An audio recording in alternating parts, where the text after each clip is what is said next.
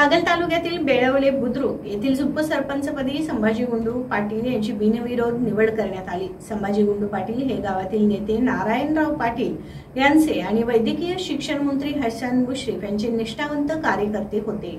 उपसरपंच पदासाठी विलास निवृत्ती कांबळे यांनी संभाजी पाटील यांचं नाव सुचवलं। अनुमोदन विठ्ठल गणपती पाटील यांनी दिलं। यावेळी सरपंच गीता रंगराव सुतार, माजी सरपंच नारायणराव पाटील, ग्रामविकास अधिकारी विष्णू पाटील, ग्रामपंचायत सदस्य मंडलिक गटाचे प्रमुख विलास पाटील, पांडुरंग पाटील, बंडा पाटील, माजी उपसरपंच सुजाता बाळासो पाटील, सुनीता सावेकर, माजी सरपंच रोहिणी पाटील, वंदना साताप्पा चांदणे, विठ्ठल पाटील, अतुल पाटील उपस्थित होते। यावेळी टीव्ही नेक्स्ट मराठी चॅनलशी बोलताना नूतन उपसरपंच संभाजी पाटील म्हणाले, बेळवले बुद्रुक गावचा विकास हाच माझा ध्येय असेल।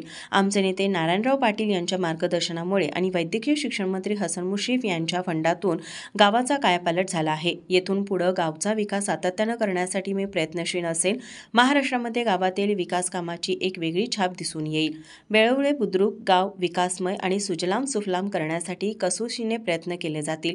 उपसरपंच संभाजी पाटील यांनी ग्रामपंचायत, विविध सोसायटी कर्मचारी, टीव्ही नेक्स्ट मराठीचे आभार मानले। नमस्कार, मी संभाजी गुंडू पाटील।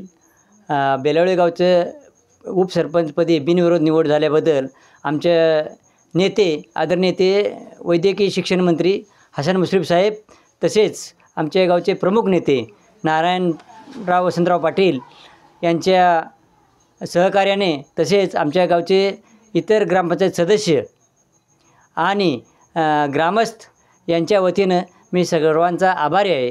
नामदार हसन मुश्रीफ साहेब यांच्या फंडातून विविध विकास कामे आमच्या गावात झालेली आहेत आणि काही अपुरी कामे असतील ती त्यांच्याकडून फंड उपलब्ध करून पूर्ण करण्याचा माझ्या परीनं मी प्रयत्न करेन।